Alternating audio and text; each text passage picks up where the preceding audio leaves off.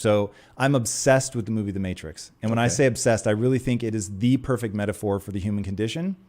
It's become the dominant metaphor of my life. I think about it all the time when I am trying to explain to people the trajectory of my own life. Like, that is the perfect thing. There was a period where I was stuck in the Matrix. I had no sense that there were rules to the world, that some of them could be bent and broken and all that, and that I could completely change the outcome that I got by changing the way that I think about the world.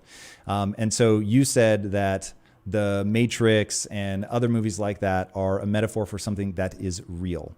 What is that real thing? Well, I think that that you're pointing to it, that in essence, it is by analogy talking about the real world. And once you make the connections, I mean, I don't know whether you're really down for all of the three films. Literally down. Oh, the other two? No, I did not enjoy the other two. Do you think they were good? Well, there's a part of two that's necessary. Which part would that be? Well, the architect's speech, probably. What part? I don't remember 2 and 3 well. I will just full disclosure. For years, I used to pretend they didn't exist. I feel I hate them so much I need to rewatch them. Let's stick with one then, shall we? Perfect. Okay. Yeah, I think one was almost unbeatable. I mean, there was one serious flaw where humans were being used for batteries rather than computation. I don't know quite why they did that.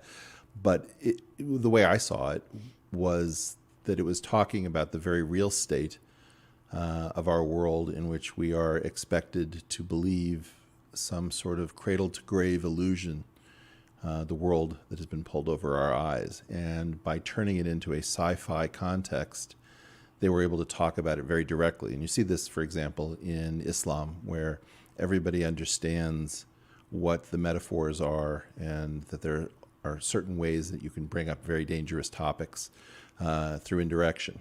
And that's the way I saw it. It was a nonfiction picture discussing our actual world through a layer of indirection, so that it wouldn't be called a documentary. I actually have a shirt that says The Matrix was a documentary. And obviously I wear it tongue in cheek, but there is something.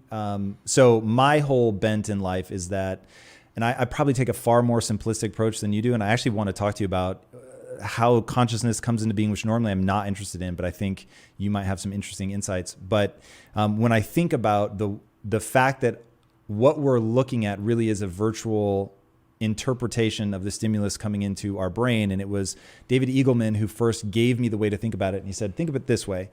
Your brain is encased in total darkness, and yet you feel like light is actually reaching your brain, but in fact it's not. It's hitting your eye, it's being translated into neurochemical signals or electrochemical signals, and your brain is interpreting it, and you create this reality that's good enough that you don't bump into too much shit. But the reality is that it is not a one-for-one representation of existence. And even if you just think about the spectrum of light is already so narrowed in terms of what we're able to interpret, and you just start thinking about, okay, wait a second, if this isn't a one-for-one representation of reality, how much of my belief system, to keep it really simple, how much of my belief system is shaping what I see?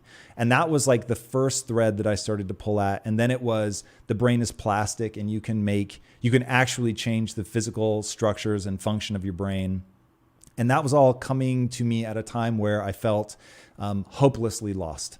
And I felt like I was too stupid to succeed. You might actually know this reference. Have you seen Amadeus, the movie? A long time ago. All right. There's a character in there called Salieri. And Salieri, based on a real composer. Yeah. Okay, thank you. So I have long thought it was a real dude. And the punchline to his character is that he laments to God. He said, why did you make me just good enough to realize how much better Mozart is? And that haunted him. And it was like, make